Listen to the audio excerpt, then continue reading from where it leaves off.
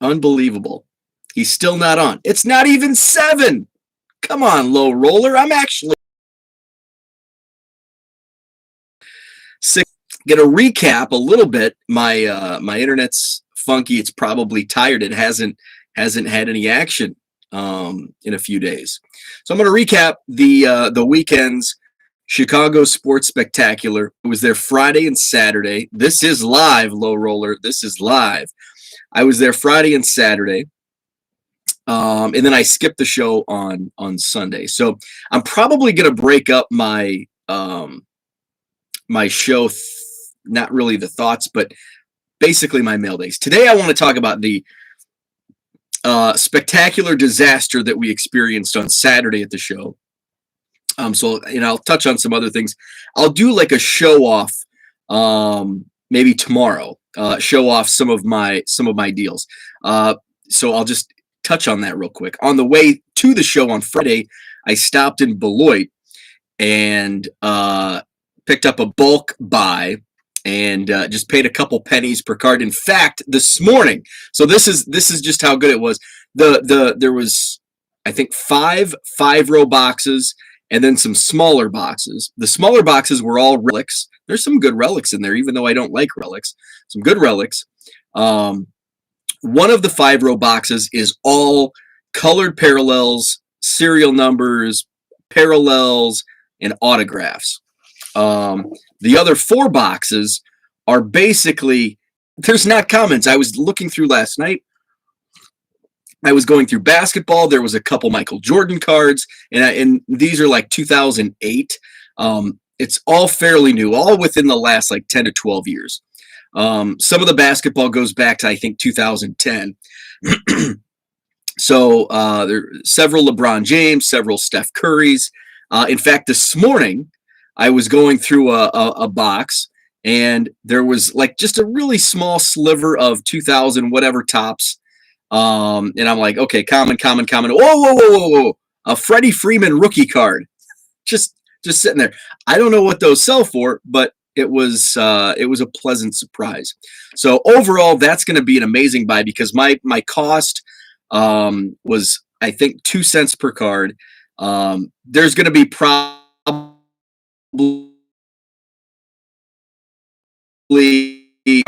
of it are stars that will be stars and rookies that'll go into my quarter boxes. So my show this coming Saturday will have at least 3 all new boxes, quarter boxes, and there's some good stuff. Football, basketball, baseball, all represented. Yes, Herman, a Freddie Freeman rookie was just hanging out in this common box, along with some Jordans and LeBrons and all that good stuff. So it's going to be fun to go through. I went through some of the parallel auto box. There was a lot more autographs in this collection than I expected, and they're not like high dollar. I mean, we're talking like probably $5 and less autographs. But still, it's kind of nice to have. So that was what I did on the way to the show on Friday morning. So what's up? Brad is with us. Low Roller Scratcher is with us. Let's see, Herman and Diego. What's up, guys? Good morning. Happy Monday. So that was my Friday before the show. I went to down the street from the Rosemont. And if you're familiar, the show is held, the spectacular is held at the Donald Stevens Convention Center in Rosemont, which is where the National is held. Now, this show is actually held in the smaller convention hall. What's up, Jenny? Good morning. So if you're familiar, if you're coming in from like the Skywalk at the National, so you're coming into the Skywalk, and then when you take the escalators down to the show, at that where the Skywalk and the escalators meet, there's that convention hall. That's where this show is. And usually during the National, there was a car without the D, a car show. We had a car show and a card show going on in Rosemont. So the show opened for Jay at 3:30 on Friday afternoon. They did have early admission tickets. You could get in at 1. I didn't know with picking up this collection in Beloit, I didn't know my time. I didn't really know what time I was leaving because I had some stuff to just get caught up on and just random chores before I left on Friday. So I didn't plan ahead because I didn't know if I wasn't going to pay twice as much just for admission if I wasn't going to use it, because it was $25 for early admission, $12 just to get in at 3:30. So, man, I should have bought that early entry pass. So, but I hadn't had lunch yet. So I went down. There's just down the street, about 2 blocks. There's a micro brew called Short Fuse. They have a pretty good food menu. So I had a burger there. It was delicious. And then I got to the show a little after 3, and they let us in. The line, there was a pretty short line when I got there at 3:05, 3:10, maybe 10 people, 15 people in front of me, waiting for the doors to open. And so I texted my buddy who was about 15, 20 minutes behind me, and I said, hey, there's pretty short line. And then all of a sudden, like 5 minutes later, that line just all of a sudden, like everybody showed up. And so I'm glad I got there when I did. They started letting us in a little early. It seemed a little disorganized on Friday with not many people. It was pretty disorganized and understaffed, it seemed, but I didn't really think anything of it. I thought, well, it is Friday. They'll have things settled down and it'll be a smooth operating machine. This isn't their first rodeo. They know what they're doing, or so I thought. So things went smoothly on Friday afternoon. What's up, Zach? Good morning, Ryan. So get in, show's good Friday. So I'll probably talk more about the show itself tomorrow's episode. I just kind of want to talk about the logistics and just the poor planning that went on Saturday. So had a good time. Friday, me and my buddy went to the Players Club, which when I told my wife, she's like, oh, where did you guys go to eat? And I'm like, oh, it's basically like an off track betting bar restaurant. So like a sports bar. So my buddy put some money down on some horses. So that was fun. I've never bet on horses. I didn't on Friday night either, but it's something that like, hey, this is kind of fun. So that was Friday night. Saturday, I just took it easy. Like Saturday morning, it's like, okay, doors open at 9:30. I'll cruise in 9:30, 9:45. I'm good to go. I stop at Dunkin' Donuts. I have my power breakfast sandwich, my coffee, and cruise on in. I stop at Walgreens. Okay, and I gotta tell my Walgreens story. So stop in Walgreens, and I don't know what city it is. Might be Des Plaines, because we stay out like 20 minutes from the show, and I think the address is actually Wheeling where we stay. So I'm driving, and it's basically River Road all the way down. So I stop at this Walgreens, and I remember stopping here. Well, it was probably the National or maybe a show last year, but the same woman was working because I usually stop at this particular Walgreens to get water. At the National, I picked up to get the Dr. Scholl's cushy inserts for my shoes. So I just stopped there to get basic supplies because it's typically you can get it a little cheaper at Walgreens as opposed to the gas station where it's, a little higher price stuff for those snacks and waters and stuff. So I stopped there. And so it's like I'm living a Saturday Night Live skit at this Walgreens because I've noticed this at least the time before, and I've probably, and she loves talking like the sweetest old lady, and she gets flustered because she's talking to the customers, and she just gets super flustered like every single transaction. It's kind of funny. So, and she has a nephew named Bo because every time I put she's like, oh, Bo, I have a nephew. He's my little cowboy. So I know that every time. And she scanned something, it came up to be like $16. And I'm like, that doesn't sound right. And she's like, oh yeah, because this is 6 and oh, I looks like I scanned this one twice. It's like, okay, thank you. So it's like a SNL skit. Like if like I think there's actually an SNL skit from several years ago where there was, and I think it was played by Sherry O.G. Walgreens. Um, so that was on my way to the show on Saturday morning, and so I'm stocked up on water, and I got some wintergreen lifesavers, and so I get to the show, and I'm walking in, take the skywalk. I'm gonna use today's episode as like a venting episode, because then I'm also gonna tell the story about leaving the show. And that was on me. That was poor planning. That was a spectacular disaster by only me. And I'll share that story. So I get there. If you're familiar with the parking garage and the skywalk and getting into this convention center, it's a hike. So I'm walking. No big thing. There's a lot of people.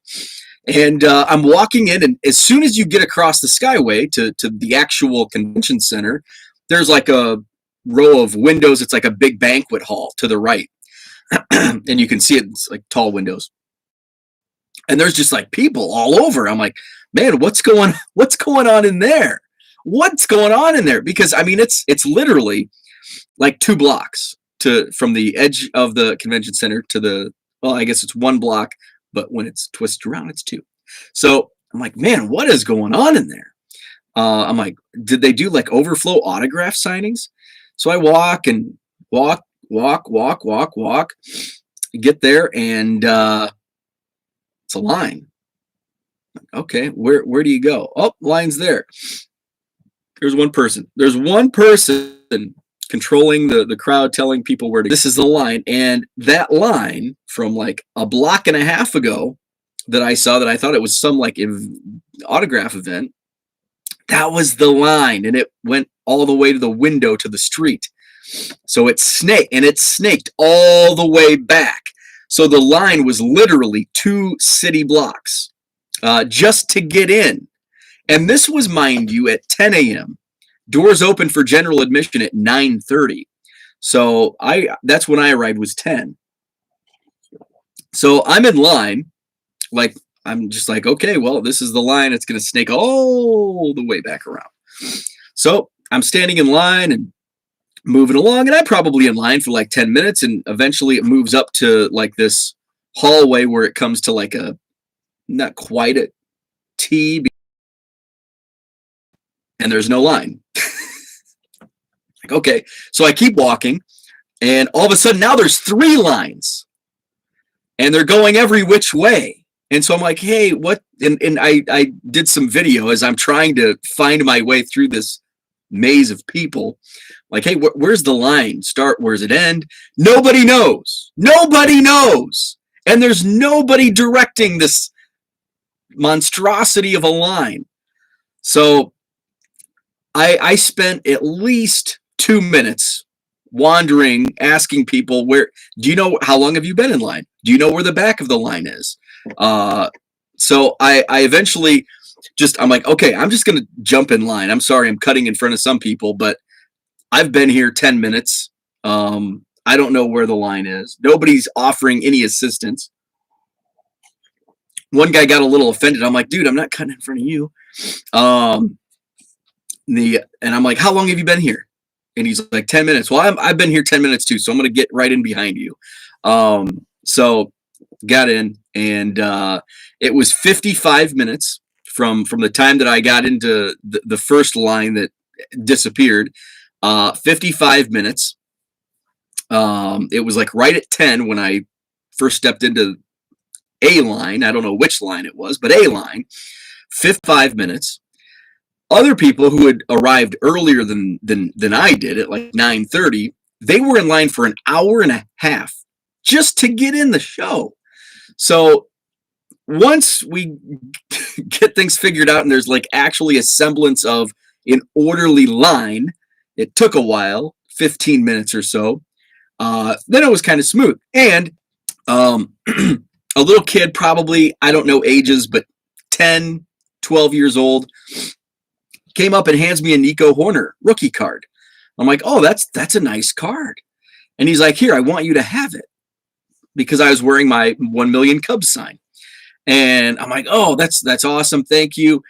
Fortunately, I had a box of some of the bargain box cards that I had picked up the day before that I just hadn't taken out of my bag. So I'm like, hey, wait, I've got a box of cards. Just pick a card, whatever you want. Thankfully, he didn't take the Cole Anthony Prism. There were some good cards in there. So he got a Jalen Suggs rookie. So I thought it was a good trade. He got Jalen Suggs. I got Nico Horner. So that was cool. Like, I mean, just a young, and I love to see that. Just a 10-year-old, 12-year-old kid, offering the card for free to a stranger because he's trying to reach the goal of 1 million Cubs. I love it. So he got a Jalen Suggs rookie card. I'm so happy that I had cards with me.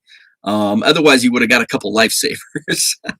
Or I guess I had a $2 bill I could have got. I've been trying to get rid of my $2 bill. Somebody gave me a $2 bill, paid me with a $2 bill at a card show several months ago, and it's just hanging out in my wallet. And it's like, this stupid $2 bill. I got to get rid of it. So the guy right in front of me, he's like, what was he looking for? And I'm like, oh, I'm collecting 1 million Cubs. He had a Cubs card he just wanted to give me, but I wanted to trade him. So I let him pick out of the box of cards I had. And he's like, oh, that's cool. And he's like, I bet I have some Cubs cards. So he goes through his stack, and he had like an Andre Dawson and a Jerome Walton. So he gave me a couple Cubs cards. So it was all good. We had a good conversation. So it wasn't all Jerome Walton. So he gave me a couple Cubs cards. So it was all good. We had a good conversation. So it wasn't all until we get back toward the entrance. So this all goes down like at the what do you call it in golf, at the ninth hole or whatever, the turn. So this was at the turn. This was like literally at the turn. We were at the ninth hole getting ready to go to the back nine, back all the way to the front. So we get all the way back, getting close to the clubhouse, and the guy who was like annoyed with me when I didn't know where to go and I just popped in behind him in line, he was actually a better line police than anybody on staff, because as we get close to the entrance, you can see in the thumbnail that was like the ramp, and that crowd ahead of us was just a bunch of people that some of them probably just walked in. Just walked in. That's how little policing there was. It was literally a spectacular disaster. They had no planning. So by the time we get to the front,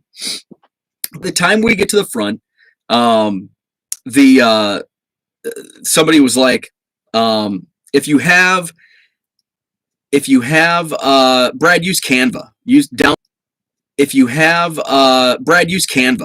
Download Canva. It's amazing. It'll also help you with your clicks. You'll get more views. I did learn that. My buddy of mine taught me that, the guy that didn't want to do YouTube.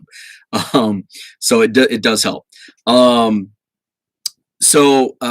We get up and they're like, exact change only. It's like a fast pass if you have exact change. And I'm like, thank God I have exact change. Now, and my buddy John brought this up. He's like, if they were going to fast pass exact change, why make it $12? Why not 10 or 15? Perfect. Because how many people are carrying, you're just making it a level of more difficulty. But obviously they didn't have this. They weren't planned for this. They didn't plan for this. So that would be a secondary method of planning. But hopefully it's a learning lesson and they figure it out for the next show in March. Because it was awful. So I had exact change, and I'm seeing as I get close, there's people just walking off the escalator, walking right past. There's 3 people, and I don't know if they were staff. I don't know. They looked like they were part of some staff. I don't know if it was the Spectacular staff or the Convention Center staff, but one of the guys from the Spectacular was there, and these people are just walking right by. 1 hour and a half, and these people just walk in right off the street. We're going into the show. Probably didn't even pay. They had one person stamping. since I had cash, they finally had somebody taking cash like outside at the doors. I didn't see like the ticket booth. Somebody had mentioned they only had one. I know they had one or two people on Friday on excuse me, on Friday. But one or two people is not going to cut it for thousands. So I got in and like I wanted to make sure I got that stamp. So I'm like, it's almost like in one of those scrums. It's like, hey, put your microphone in the person's face. So I got my stamp. Fortunately, microphone in the person's face. So I got my stamp. Fortunately, because I had to go back because and I had to take a lap. I asked three employees of the convention center where the ATM was, and only one person kind of guided me to the right place. It's like, anyway, I found the ATM. Then it was smooth sailing. Then I was shopping, digging through the bargain boxes, and all good. So I'll share some of my finds tomorrow. It's already going on 22 minutes of me venting. So I'm going to wrap things up in 30 minutes, but I do want to share one more story. So that was just the epic bad planning. It was terrible. They had no control over things on Saturday morning. Hopefully they do a much better job in March. And I did not go back to the show on Sunday. It's $15 to park. It's $12 to get in. That's $27 right away. I was there Friday for 4.5 hours. I was there Saturday. I left about an hour before the show closed. So I was there from 11 because I was in line for an hour. I was there from 11 to 4. So I was there 5 hours on Saturday. I basically dug through what I wanted to dig through. And at 4 o'clock, I went and picked up my Cubs cards, which I'm going to go into that story. Here's a spectacular disaster from my own making. And then, I'm like, I'm skipping the show tomorrow. I'll just, sleep in and head home. So I was home by noon. So it was good. I'm glad I skipped because I really didn't. My goal was to, go through bargains and get deals that I could flip. And I didn't really, it wasn't worth, what's up, Tim Storms? If you start, I'm live, we're 24 minutes in. I explained the disaster of, the lines. So anyway, I don't know. Am I frozen? All right. There's Brad. I lost my train of thought. So I'm just going to go into my story. So at the end of the show for me on Saturday at 4 o'clock, I go back and Santa Claus, who's a vendor, and I call him Santa Claus because he kind of looks like Santa Claus, and he collects Santa Claus cards. He has like 27,000 Santa Claus cards. And so we got to talking. So I'm like, how many Santa Claus cards? And I only think of Santa Claus cards from like Pro Set, but there's like other sport like baseball, and he says the autographs, the Santa Claus autographs, sell for more than many of the other autographs in the sets that they're in. So I found that intriguing. So I think he said he had 27,000 Santa Claus cards. So he brought with him he's from I think Lincoln, Nebraska. Brought with him 10,000 Cubs cards. So I bought those from him in 2 5-row boxes. Are you familiar with how heavy a full 5-row box of baseball cards is? And if you're aware of how far the walk is from the show floor to the garage, namely the 4th level of the parking garage, it was a disaster. So I'm hauling these. Yeah, I know my internet sucks down here. It goes in phases. Sometimes it's good, sometimes it's bad. Today it's bad. It's probably because it's I'm venting, so it's negative energy. Um, so it's about a half mile, maybe quarter mile to a half mile, from the show floor to the parking garage, fourth level, and I'm carrying about, I don't know, what's a 5-row box weigh? A 5-row box of full cards, if you're not aware, it's probably, I bet a full box 25 pounds. I bet it's 50 pounds. Yeah, unit connection, because I don't have one down in the basement. I have one upstairs, but I don't want to record these shows upstairs. So that's on me. So it's about 50 pounds carrying these out. I'm not very strong. So I had to take several rest breaks. I get to the elevators, and of course, everybody's trying to pay to park, but on weekends, you can actually pay at the cashier. Normally, normally, you can only pay at the like during the week, you have to pay at the like kiosk. So the kiosk, there was long lines, so I just kind of waited, and I'm like, well, I've got to take the elevator because I'm on like the second floor. I don't want to take 2 flights of stairs. It might have been 3 flights of stairs up to the 4th level, because this may not have been the second floor. It might have been like ground floor and then 2, 3, 4. So I just kind of rest, and I'm like, okay, screw it. I'm just going to pay at the cashier. There was another mistake, right? So I'm almost there. So an elevator opens, and only 2 people get in the elevator. So it's only 3 of us. I'm like, thank God I'm not holding these heavy boxes in a crowded elevator. So the guy that I'm with, I'm like, hit 4. Well, they were also going up, by the way. He hits ground floor.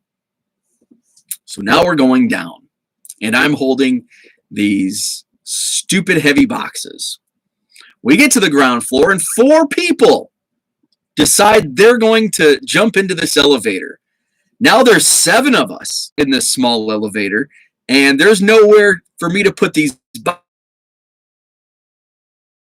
boxes. So I'm, hold on. And I'm like, man, these are, I'm getting annoyed. Like, I'm starting to lose my cool. And the guy who pushed the wrong button says, oh, use the rail. It'll take some weight off. I'm like, the rail's 3 inches and my boxes are 24 inches. It's not going to work because of gravity. They're going to fall. So then it stops at floor 2.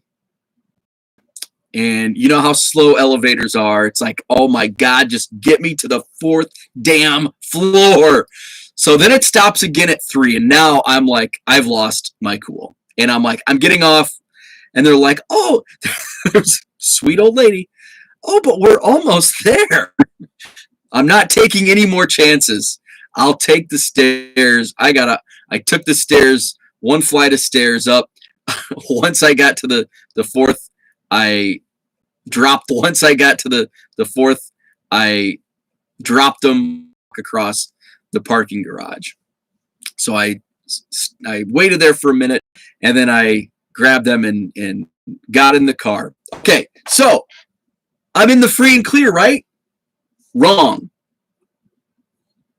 I pull my the ticket.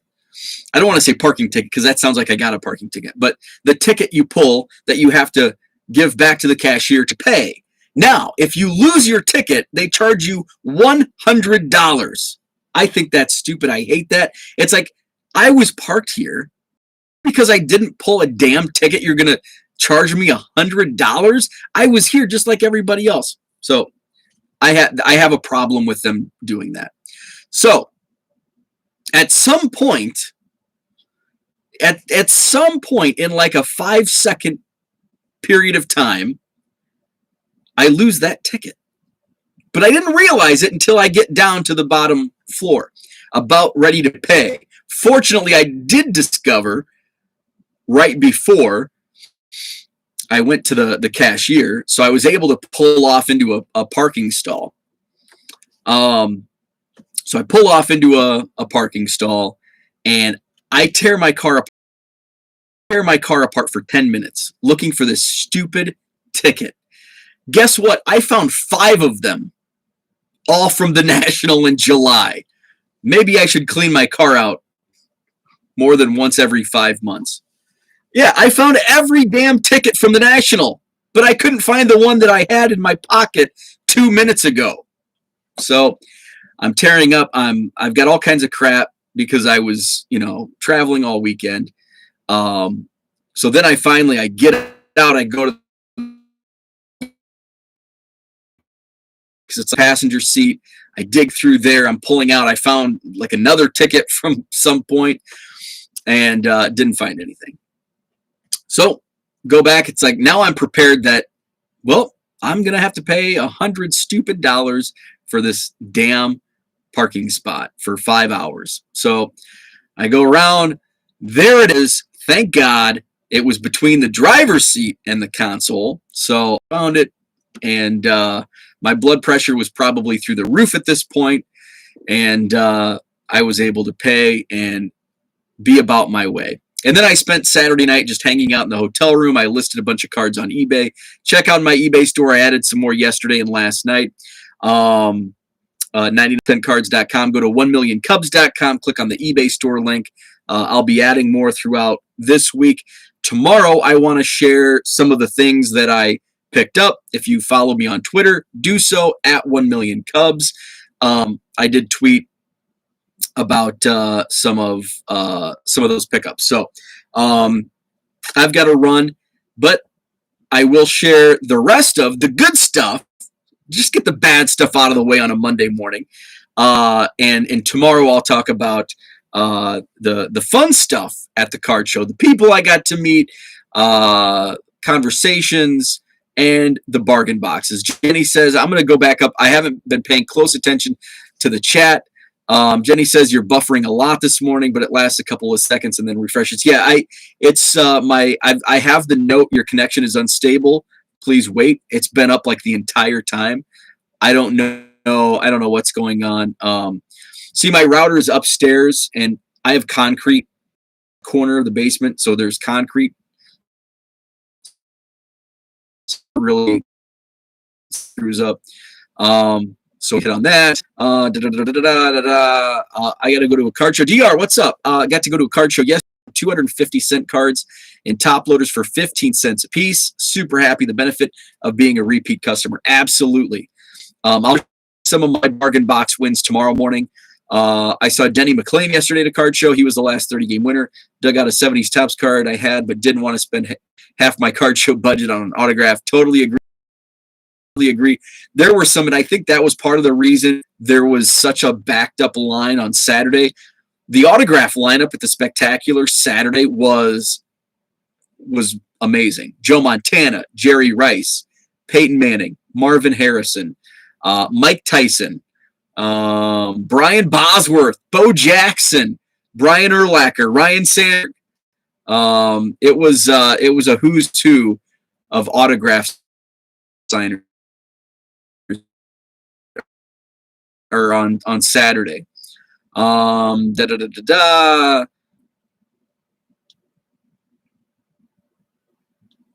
have no idea what that is. Cool. So that's what I had for today. Thanks for tuning in. I'll share more about the Chicago Sports Spectacular tomorrow morning. I'll show off some of my bargain box wins and just some other odds and ends from this past weekend's Chicago Sports Spectacular. What's up, Dan? Good evening to you. So tune in tomorrow morning, 7 a.m. I'm going to run Texas Card Dude. I assume Brad will be going live this morning. Check out his channel, Texas Card Dude. And Jenny will be on tonight on Hobby Chat with Ken and Herman. So check that out tonight, 7 p.m. Central on the 3B Collection channel.